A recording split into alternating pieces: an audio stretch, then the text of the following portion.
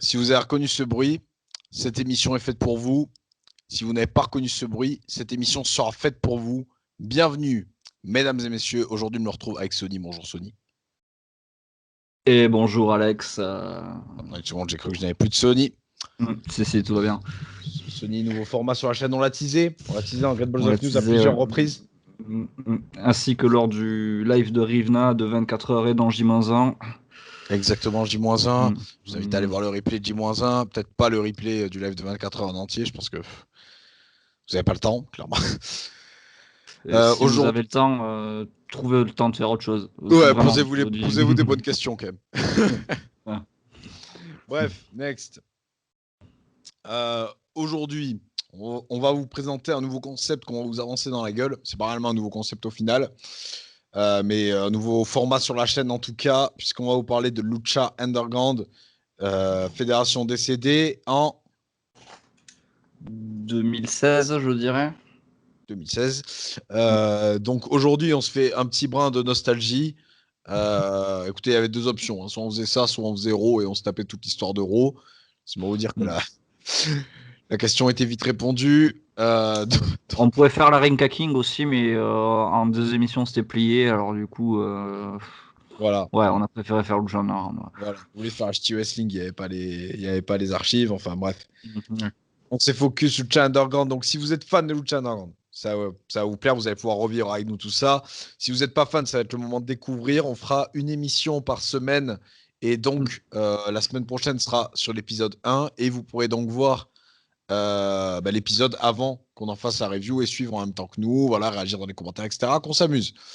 Où je voulais revenir avec tout ça, je ne sais plus, si ce n'est que donc le format, ça va être de la review un peu plus détaillée que d'habitude, dans le sens de forcément, où Lucha Underground, on va vous en parler à maintes reprises, est une fédération, donc niveau storyline, c'est de la storyline de A à Z, totalement dans l'acting, dans la fiction,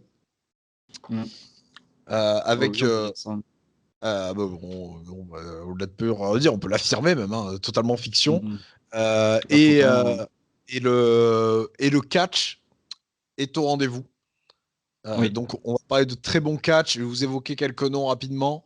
Rien que de la saison 1, sans partir dans les détails de ce qui nous attend plus tard, mais rien que dans la saison 1, voilà, du Pentagone, du Prince Puma, donc qui est Ricochet, Johnny Mundo, John Morrison, pour les Phoenix. Phoenix, qui peut Chavo Guerrero. Bref, des noms, il n'y a que des noms qui vont vous parler de toute façon, parce que soit ils vous parlaient déjà quand ils sont allés chez Lucha Underground, soit ils vous ont parlé parce qu'il s'est passé après, car cette fédération, donc là je vais attaquer sur ce qu'on aime dans cette fédération, c'est qu'au-delà de la qualité in-ring qui est indéniable, de l'aspect hardcore aussi, hein, qu'on va retrouver fortement chez Lucha Underground, qui je pense était dans les fédérations entre guillemets mainstream de son époque, était la plus hardcore, je pense. Oui, parce qu'on a quand même des matchs qui sont très proches du deathmatch. Même il y a des matchs qui sont carrément deathmatch, on va dire. Et Donc, Impact n'était pas clairement pas à son maximum du hardcore à ce moment-là. Donc voilà, donc très hardcore, des storylines poussées, vraiment poussées. Il faut être dedans quand même. Je vous comprends si vous avez du mal avec les storylines. ouais. L'avantage étant, c'est que contrairement à ce qu'on voit dans le catch actuel, les storylines sont très scénarisées. Le catch reste du catch. Donc voilà, une fois que c'est dans le ring, c'est dans le ring. Donc les enjeux peuvent être un peu spé et les personnages aussi. Ouais. Mais C'est très mystique, très basé sur le folklore aztèque. Voilà, il y a des dragons, des catcheurs qui sont des super-héros, ça vole, ça crache des flammes, ça meurt, ça revit. Il y a des vampires, enfin, c'est un beau bordel, on va pas se mentir, mais c'est toujours bon. C'est-à-dire que, voilà, c'est des saisons de 40 épisodes. À la WWE, ils bookent tout à la dernière minute. Là, c'est clairement du booking sur le long terme. On est sur de l'écriture d'assez bonne qualité. C'est très série B, on va pas se mentir, voire un peu Z. mais on est sur une écriture qui est quand même cohérente et qui dure sur le long terme. Voilà, il y a 4 saisons à la Lucha Underground, il y a des trucs qui se passent dans la saison 1 qui ne se résout que dans la saison 4, par exemple, pour vous dire. Voilà. Donc, Exactement. voilà, on est vraiment sur le mix entre une série télé et du catch. Voilà, c'est vraiment quelque chose d'unique qui n'a jamais existé avant, qui je pense n'existe plus maintenant. Si vous connaissez une fédération dans le genre, dites-le en commentaire, on sera ravis d'aller la voir. Mais voilà. Avant que tu termines, je vais quand même finir pour dire que Lucha Underground, c'est aussi une énorme ambiance. Des fans Ouais. présents qui en plus sont parce que comme c'est enregistré, les fans vous aurez les mêmes d'un show à l'autre. Bah, pas les 4 saisons n'étaient pas enregistrées à la suite le même jour, hein, on va pas déconner non plus. Non, non.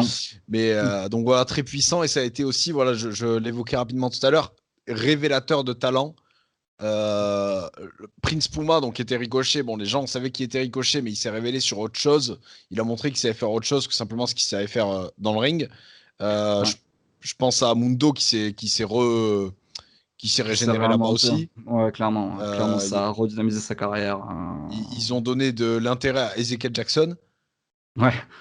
Je pense à Euh, Jack Evans aussi qui a eu un gros coup de pouce là-bas. ouais. Euh, Hmm. enfin, je réfléchis là à quelques noms.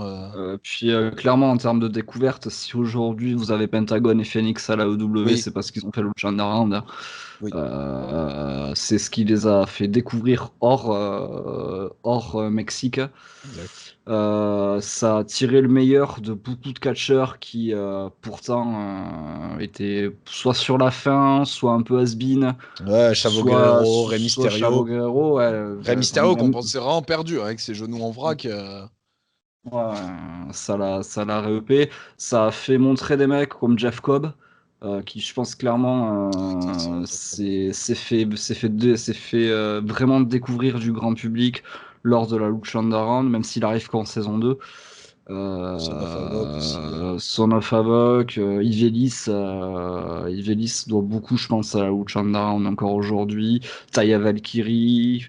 Bref, que des noms qui aujourd'hui sont au centre de la scène catchesque, que ce soit chez AEW, chez Impact ou chez VE, voire New Japan pour certains. Voilà, MLW même pour d'autres. MLW pour d'autres, ouais. Aujourd'hui, elle n'existe plus, mais elle a un héritage qui est vraiment important, sur lequel on doit compter dessus, et il faut s'en rappeler que beaucoup de catcheurs ne seraient pas où ils en seraient maintenant s'il n'y avait pas eu Lucha Underground. Exactement. Donc Sony, maintenant, je te laisse déblatérer un peu. Lucha Underground, je vous l'expliquais, c'est aussi une série. Et qui dit série dit producteur exécutif. Donc pour la terminologie, dans le monde de la série, on a tout simplement le producteur exécutif, c'est un peu le rôle, comme ça qu'on appelle un réalisateur. Et le réalisateur, un des réalisateurs de la Lucha Underground, donc qui est aussi propriétaire de la chaîne El Rey, donc qui n'existe plus malheureusement aujourd'hui aussi, qui a fermé ses portes il y a quelques mois. C'est nul autre qu'un petit réalisateur qui est pas très connu, qui s'appelle Robert Rodriguez. Donc dernièrement, vous aurez pu voir de lui l'épisode 6 de la saison 2 de The Mandalorian, l'épisode du retour de Boba Fett. Au cinéma, je pense que son dernier gros film, c'est Alita Battle Angel, donc l'adaptation du manga Gun au grand écran. Voilà, film produit par James Cameron. Et après, dans ces films qui aujourd'hui sont devenus des classiques, notamment l'excellent From Dusk Till Dawn, donc une journée en enfer, une nuit en enfer, pardon, une journée en enfer, c'est d'ailleurs 3, ou si vous voulez découvrir un George Clooney complètement jeune et complètement déliré aux côtés de Quentin Tarantino et de Salma Hayek, foncez voir ce film. Je ne vous raconterai pas le pitch, ce film doit être vu sans connaître le pitch. Il a notamment aussi réalisé mon film préféré qui est Sin City, en partenariat avec Frank Miller, l'auteur du roman graphique.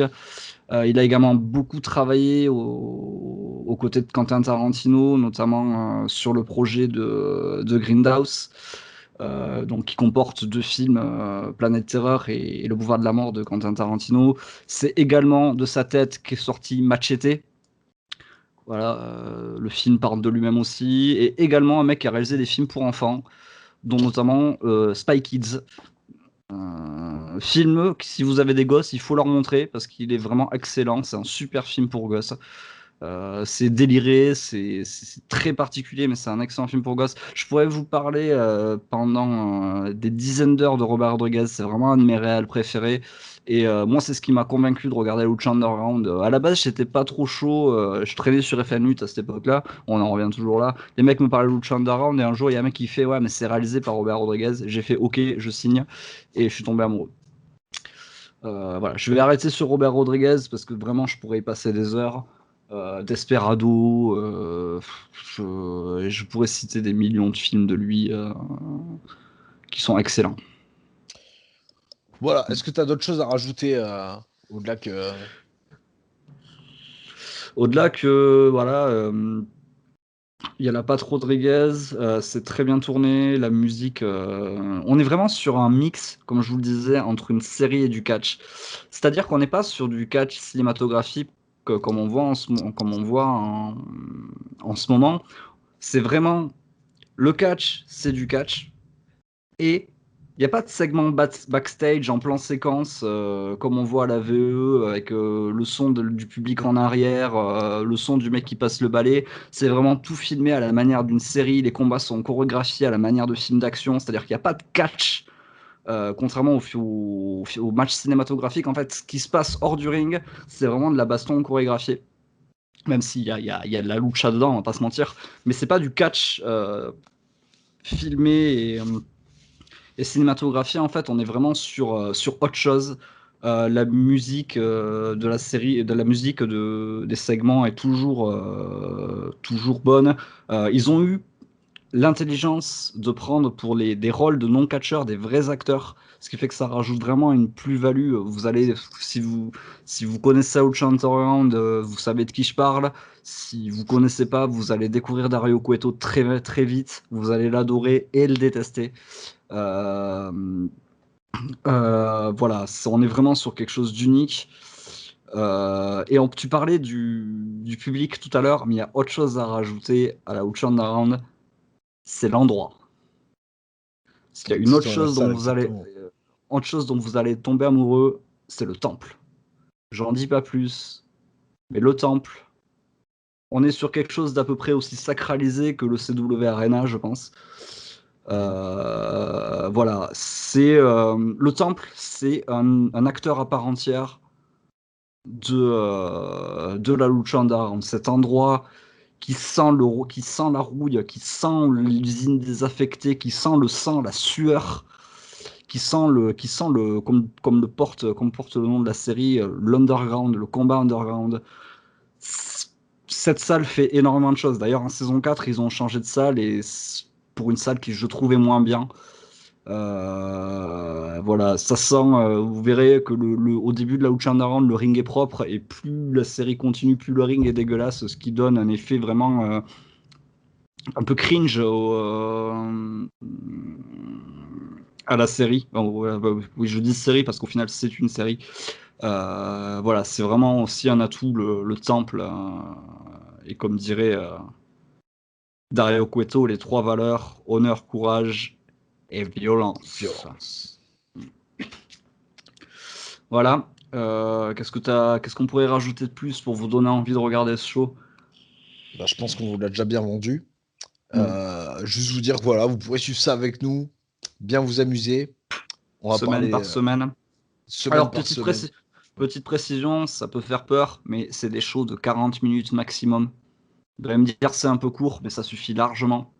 Ah oui. Donc, ça va vous prendre 40 minutes dans la semaine de regarder ça.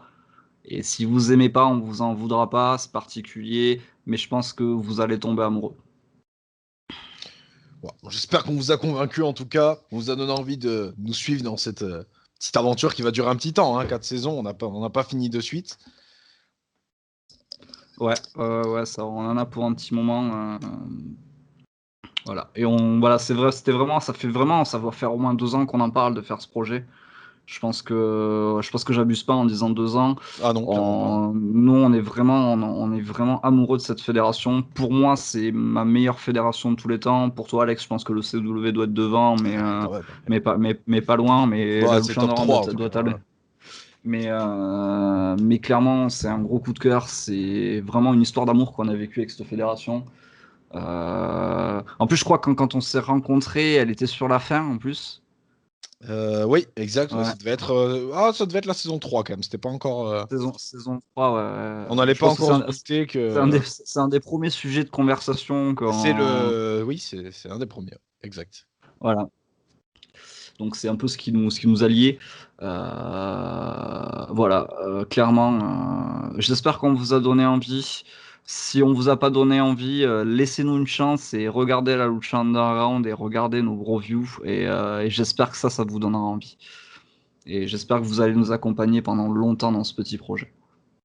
Voilà, j'aurais pas dit mieux. Donc maintenant, on se retrouve la semaine prochaine. Donc Ouais, mercredi. Exactement, je vous l'annonce. pour Mercredi prochain. l'épisode 1 de la Lucha Underground, Welcome to the Temple. Parce que chaque épisode a un nom Ah, sur SAG. voilà. Donc, bienvenue dans le temple. Ça sera mercredi. Et d'ailleurs, je viens de me rendre compte, Sony, que depuis tout à l'heure, on jacte. On n'a même pas divulgué le nom de l'émission. Ah oui, eh ben oui. De toute façon, vous le verrez, vous le verrez dans le titre de la vidéo, j'espère, si Alex a fait correctement son boulot.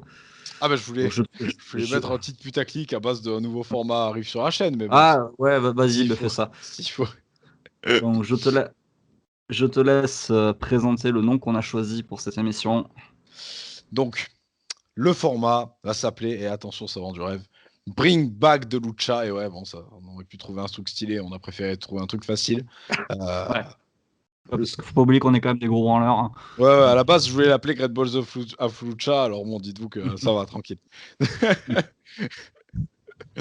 Donc voilà, le format commencera dès mercredi.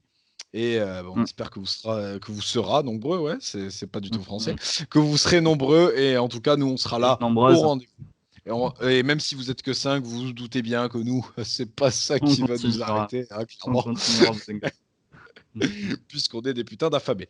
Voilà, donc, sur ce, enfin, on se verra avant mercredi, bien sûr, mais à mercredi pour la Lucha Underground, en tout cas.